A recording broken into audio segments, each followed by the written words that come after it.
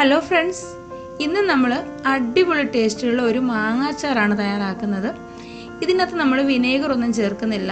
Vinegar ഒന്നും ചേർക്കാതെ തന്നെ ഒരുപാട് കാലം ഇത് കേടുകൂടാതിരിക്കുന്ന രീതിയിലാണ് നമ്മളിത് ഉണ്ടാക്കിയെടുക്കുന്നത്. അപ്പോൾ നമുക്ക് വീഡിയോയിലേക്ക് പോകാം.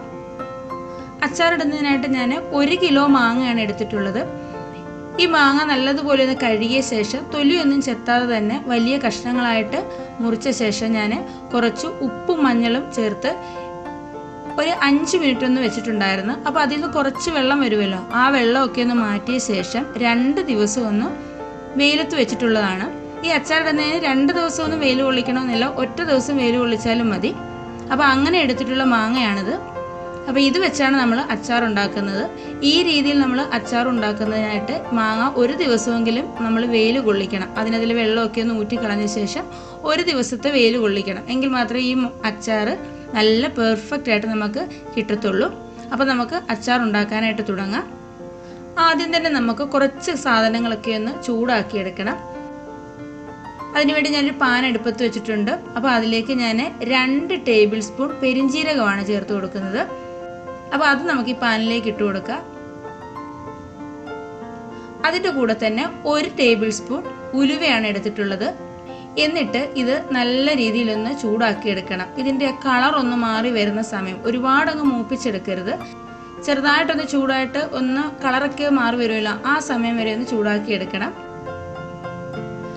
പെരുംജീരകവും ഉലുവയൊക്കെ ചെറുതായിട്ടൊന്ന് ചൂടായിട്ട് വന്നപ്പം ഇതിലേക്ക് ഞാൻ 2 ടേബിൾ സ്പൂൺ കടുകാണ് ചേർക്കുന്നത്. ഇനി കടുക് അധികം ഇഷ്ടമല്ലാത്തവർക്ക് 1 ടേബിൾ സ്പൂൺ ആയാലും ചേർത്താൽ മതി കേട്ടോ. കടുകിൻ്റെ അളവ് കുറയ്ക്കാം. അപ്പോൾ ഇത് 3ഉം കൂടി നല്ലതുപോലെ ഒന്ന് മൂപ്പിച്ചെടുക്കണം. അതിനുശേഷം നമുക്കൊന്ന് പൊടിച്ചെടുക്കണം. ഒരുപാടങ്ങ് പൊടിച്ചെടുക്കരുത്, ഒരു തരിതരിപ്പോടെ വേണം ഇത് പൊടിച്ചെടുക്കാൻ. ഒന്ന് ക്രഷ് ചെയ്തെടുക്കുകയോ ചെയ്യാവൂ കേട്ടോ. അപ്പോൾ അതുകൊണ്ട് ഇതിൻ്റെ കളറൊക്കെ ഒന്ന് മാറി വന്നിട്ടുണ്ട്. ഇനി ഇതൊന്ന് തണുക്കാനായിട്ട് നമുക്ക് വേറെ പ്ലേറ്റിലേക്ക് മാറ്റാം. അതിനുശേഷം ഒന്ന് ക്രഷ് ചെയ്തെടുക്കണം. ഇനി അതേ പാൻ തന്നെ ഞാൻ അടുപ്പത്ത് വെച്ചിട്ടുണ്ട്. അതിലേക്ക് ഞാൻ 1.5 ടേബിൾ സ്പൂൺ അയമോദകമാണ് എടുത്തിട്ടുള്ളത്. അയമോദകം എല്ലാവർക്കും അറിയാമല്ലോ, നമുക്ക് അങ്ങാടിക്കടയിൽ നിന്നൊക്കെ കിട്ടുന്നതാണ്. ഇത് വളരെ ഹെൽത്തിയാണ്, നമ്മുടെ വയറിനൊക്കെ വളരെ നല്ലതാണിത് കേട്ടോ. ഈ അയമോദകമൊക്കെ ഇട്ട് വെള്ളം തിളപ്പിച്ച് കുടിച്ചാലൊക്കെ വളരെ നല്ലതാണ്. അതിൻ്റെ കൂടെ തന്നെ എടുത്തേക്കുന്നത് 1 ടേബിൾ സ്പൂൺ കരിഞ്ജീരകമാണ്. അതുപോലെ തന്നെ കരിഞ്ജീരകവും നമുക്ക് വളരെ ഹെൽത്തി ആയിട്ടുള്ള ഒരു കാര്യമാണ്. അപ്പോൾ ഇതൊക്കെ ചേർത്ത് നമ്മൾ അച്ചാർ ഉണ്ടാക്കുമ്പോൾ നല്ല ടേസ്റ്റുമാണ്, അച്ചാർ നല്ല ഹെൽത്തിയുമാണ്. ഇത് നമ്മൾ പൊടിച്ചെടുക്കേണ്ട ആവശ്യമില്ല, ഇതൊന്ന് ചൂടാക്കി എടുക്കുന്നതേ ഉള്ളൂ. നമുക്കിത് പൊടിക്കാതെ തന്നെ ചേർക്കാനാണ് കേട്ടോ. അതുകൊണ്ടാണ് നമ്മൾ ആദ്യം ചേർത്തതിൻ്റെ കൂടെ ചേർക്കാഞ്ഞത്. അപ്പോൾ എല്ലാം നമുക്കൊന്ന് ചൂടാക്കി എടുക്കാം. 1 മിനിറ്റോളം ഒന്ന് ചൂടാക്കി എടുത്താൽ മതി. ഇപ്പോൾ ഒന്ന് ചൂടായിട്ട് വന്നിട്ടുണ്ട്. അപ്പോൾ ഇത് നമുക്ക് വേറെ പ്ലേറ്റിലോട്ടൊന്ന് മാറ്റി വെക്കാം. നമ്മൾ ഈ അച്ചാർ തയ്യാറാക്കുന്നത് നോർത്ത് ഇന്ത്യൻ രീതിയിലാണ്. അതുകൊണ്ട് തന്നെ നമ്മൾ ഇതിനായിട്ട് എടുത്തേക്കുന്ന എണ്ണ കടുകെണ്ണയാണ്. കടുകെണ്ണയിലാണ് നമ്മൾ ഈ അച്ചാർ തയ്യാറാക്കുന്നത്. അപ്പോൾ ഒരു 200 മില്ലി എണ്ണ ഞാൻ പാനിലേക്ക് ഒഴിച്ചു കൊടുക്കുന്നുണ്ട്. ഏകദേശം ഒരു 200 മില്ലി ഉണ്ട് കേട്ടോ. ഒരു വലിയ കപ്പിന് 3/4 കപ്പോളം എടുത്തിട്ടുണ്ട്. അപ്പോൾ ഈ എണ്ണ നമുക്ക് നല്ല രീതിയിലൊന്ന് ചൂടാക്കിയെടുക്കണം. ഇനി കടുകെണ്ണയുടെ ടേസ്റ്റ് ഇഷ്ടപ്പെടാത്തവർക്ക് നമ്മൾ സാധാരണ അച്ചാർ ഉണ്ടാക്കുന്ന പോലെ തന്നെ എള്ളെണ്ണയിൽ ഉണ്ടാക്കിയെടുക്കാവുന്നതാണ് കേട്ടോ.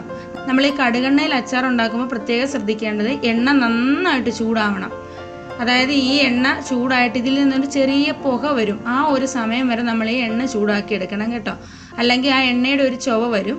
എണ്ണ ചൂടാക്കി എടുക്കുമ്പോഴേ മാത്രമേ നമ്മുടെ അച്ചാർ നല്ല രീതിയിൽ കിട്ടത്തുള്ളൂ. ഈ എണ്ണ നന്നായിട്ട് ചൂടായിട്ട് വരുമ്പോൾ എണ്ണ നല്ലതുപോലെ തെളിഞ്ഞു വരും. ആ ഒരു രീതിയിൽ തന്നെ നമ്മളിത് ചൂടാക്കി എടുക്കണം. ഇതാ കണ്ടില്ലേ, ചെറുതായിട്ടൊരു പുകയൊക്കെ വരുന്ന കണ്ടില്ലേ? ഈ സമയം വരെ നമ്മളിത് ചൂടാക്കണം. ഇനി നമുക്ക് സ്റ്റൗ ഓഫ് ചെയ്തിട്ട് ഇത് തണുക്കാനായിട്ടൊന്ന് മാറ്റി വെക്കാം. ഇനി ഞാനൊരു ബൗൾ എടുത്തിട്ടുണ്ട്. ഈ ബൗളിലേക്ക് നമ്മൾ നേരത്തെ പൊടിച്ചു വെച്ചിട്ടുള്ള ഉലുവയും പെരുംജീരകവും കടുകും കൂടിയാണ് ചേർത്ത് കൊടുക്കുന്നത്. ഈ ഒരു രീതിയിൽ ഞാൻ പൊടിച്ചെടുത്തിട്ടുള്ളൂ, ഫൈനായിട്ട് പൊടിച്ചിട്ടില്ല. നല്ല തരിതരിപ്പോട് കൂടിയാണ് പൊടിച്ചെടുത്തിട്ടുള്ളത്. ഇനി അതിൻ്റെ കൂടെ തന്നെ ചൂടാക്കി എടുത്തിട്ടുള്ള അയമോദകവും അതുപോലെ കരിഞ്ജീരകവും കൂടി ചേർത്ത് കൊടുക്കുക. ഇനി എടുത്തിരിക്കുന്നത് 1 ടീസ്പൂൺ മഞ്ഞൾപ്പൊടിയാണ്. ഈ മഞ്ഞൾപ്പൊടി നമ്മൾ കുറച്ച് കൂടുതൽ ചേർത്ത് കൊടുക്കണം, അച്ചാർ കേടാവാതിരിക്കാൻ നല്ലതാണ്. അതിൻ്റെ കൂടെ തന്നെ 2 ടേബിൾ സ്പൂൺ മുളക് പൊടി കൂടി ചേർക്കുന്നുണ്ട്. കൂടെ തന്നെ 1 ടീസ്പൂൺ കായപ്പൊടിയും കൂടി ചേർത്ത് കൊടുക്കാം. ഇനി ഇതിലേക്ക് ആവശ്യത്തിനുള്ള ഉപ്പും കൂടി ചേർത്ത് കൊടുത്ത് നല്ല രീതിയിൽ തന്നെ ഇതൊന്ന് മിക്സ് ചെയ്തെടുക്കണം. നമ്മൾ ചേർത്ത പൊടികളെല്ലാം കൂടി നല്ല രീതിയിലൊന്ന് ഇളക്കി ചേർത്ത് യോജിപ്പിച്ചെടുക്കാം.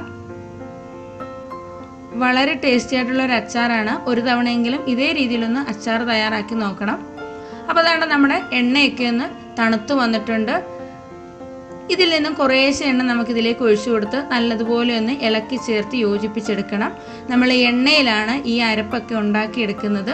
അതുകൊണ്ട് തന്നെ നമ്മുടെ അച്ചാർ കേടാവുകയില്ല. ഒട്ടും വെള്ളം ചേർക്കുന്നില്ല നമ്മളിതിലേക്ക്. നമ്മൾ മാങ്ങയുടെ വരെ വെള്ളം ഊറ്റിക്കളഞ്ഞ ശേഷമാണ് ഇതേ രീതിയിലാണ് ചെയ്തെടുക്കുന്നത്. നമ്മളെപ്പോഴും അച്ചാർ തയ്യാറാക്കുമ്പോഴേ കുറച്ച് കൂടുതൽ എണ്ണയിൽ തന്നെയാണ് അച്ചാർ തയ്യാറാക്കേണ്ടത്. നമ്മൾ അച്ചാർ ടിന്നിൽ ഇട്ട് കൊടുത്ത ശേഷം നമ്മുടെ എണ്ണ നല്ലതുപോലെ പൊങ്ങി നിൽക്കണം. എങ്കിൽ മാത്രമേ അച്ചാർ കേടാവാതിരിക്കത്തുള്ളൂ. അപ്പോൾ അതുകൊണ്ട് കുറേശ്ശെയായിട്ട് എണ്ണ ഞാൻ ഇതിലേക്ക് ഒഴിച്ചു കൊടുക്കുന്നുണ്ട്.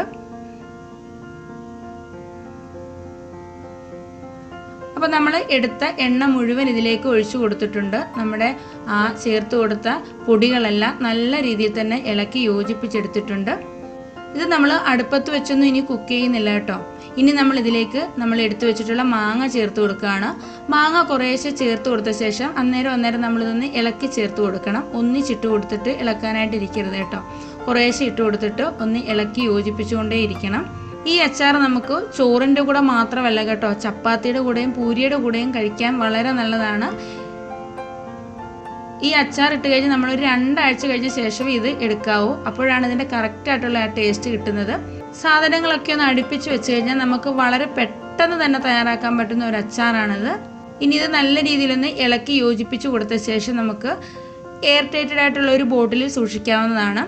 അപ്പോൾ അതാണ് കുറച്ച് ഉപ്പും കൂടി ഞാൻ ഇട്ട് കൊടുത്തിട്ടുണ്ട്. ഉപ്പ് കുറച്ച് കുറവായിരുന്നു.